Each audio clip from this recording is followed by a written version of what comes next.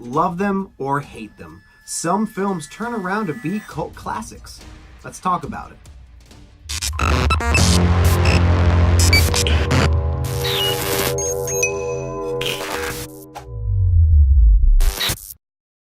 Hello, all you beautiful people out there. It is I, Chris Chavis, your friendly neighborhood YouTuber, today with another shining episode of Nerd News.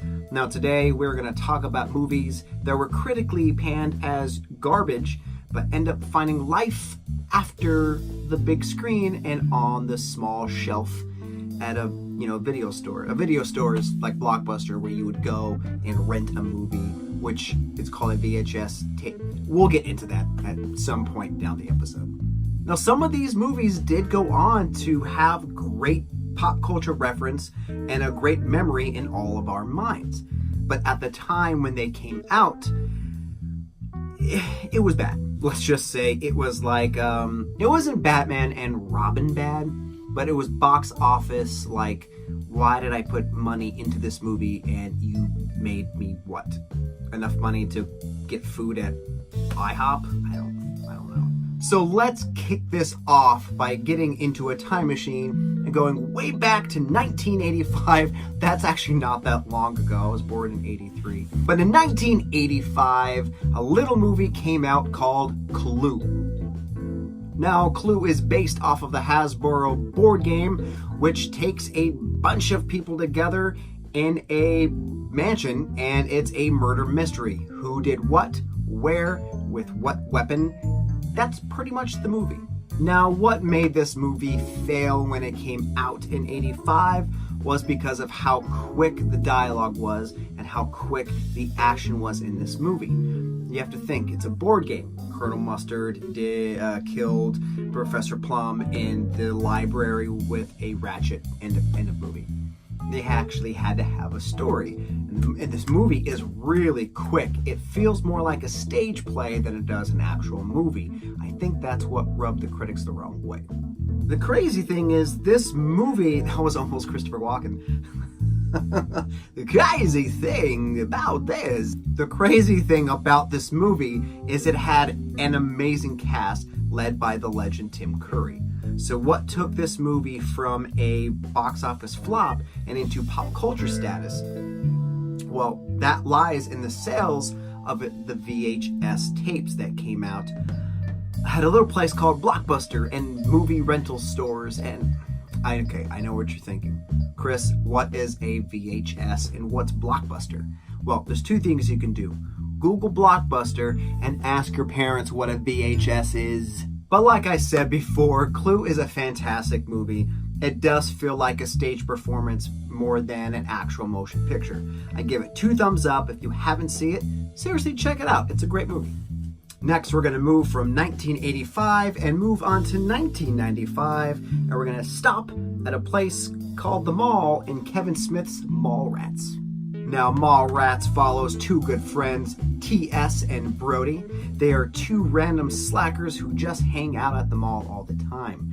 Their main goal is to win back the hearts of their beautiful girlfriends. So why did this movie fail in the box office? Well, a lot of people, hence the critics, thought it had a lot of comparisons to Kevin Smith's first movie, Clerks. That hurt its financial success in the box office, which rubbed all the fans the wrong way. Thanks, critics. So how did this movie turn from a flop into a pop culture just classic? Well, if you're a loyal Kevin Smith fan, that's how it changes. Like I said, Kevin Smith has a very loyal fan base. He has some really eclectic movies, some movies that are really smart in how he delivers specific lines. Some of them are just over the top, like Tusk. But Kevin Smith does have some really good movies. This one's pretty fun on the list. It's not my favorite Kevin Smith movie, but it's still fun. I give it, yet again, 2 thumbs up. If you just want to watch a movie for the sheer enjoyment of just random silliness, check it out. Next, we are going to stay in 1995, and we're going to visit a record store. That's right, Empire Records. Now, Empire Records is about the day in the life of an employee at a record store. Insanity ensues, there's love, there's punching, And there's also some money laundering that happens early on in the movie that sets the plot for the movie. So, why did this movie flop? Well, honestly, it was solely based off of the critics. They hated the performances, they didn't like the script. The movie cost $10 million to make, and they didn't make even half of that. So the critics kind of gave it a horrible word of mouth, and that spread like wildfire. Wildfire, it spread like wildfire. I don't know why I'm talking like this, but it happens. So the question again, how did it turn into a pop culture reference? Well, the theme of the movie, rejecting a major corporation, rejecting the man, if you will, really spoke to the youth of the time in 1995. So yet again, that spread like wildfire, and that movie caught on. And not to mention, there actually was some really good, young, famous actors in this movie. There was Liv Tyler, there was Renee Zellweger. I mean, she was a baby in this movie. But the movie was fantastic, and I do give it 2 thumbs up. If you have a chance to watch it, watch it. If you have a chance to buy it, heck, buy it. It's worth it. And now we move on to the last movie on this list. Remember way back when I said that there's one movie that's on the top 5, top 7 list of my favorite movies? Well, here it is. Drum roll, please. And the movie that I've selected is Boondock Saints. Now, the Boondock Saints came out in 1999. It is about 2 Irish Catholic brothers who turn out to be vigilantes and take out the criminal underworld, all in the name of God.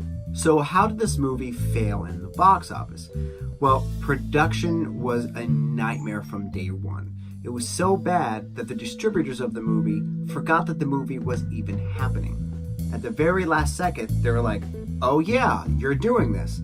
They released the movie in the theaters for 1 week only, and only in 5, that's right, 5 theaters. Ouch! So how did this movie, who was in the theaters for a week, turn into a pop culture giant and spawn 2 other movies? Well, one word: blockbuster.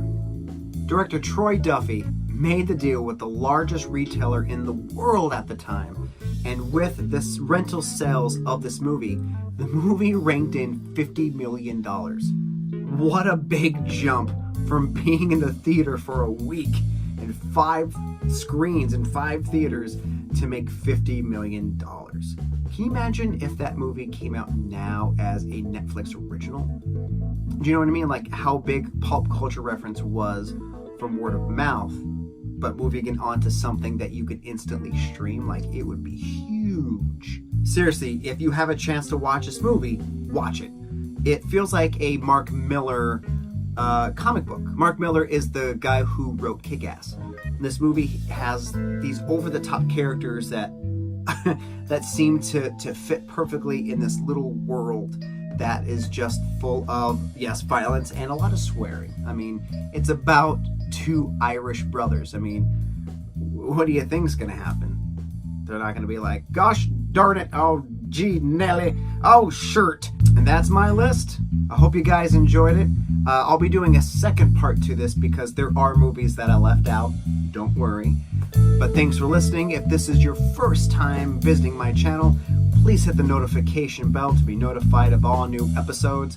Also, please like, subscribe. I'd appreciate it. And until next time, guys, remember, don't judge a book by its box office numbers.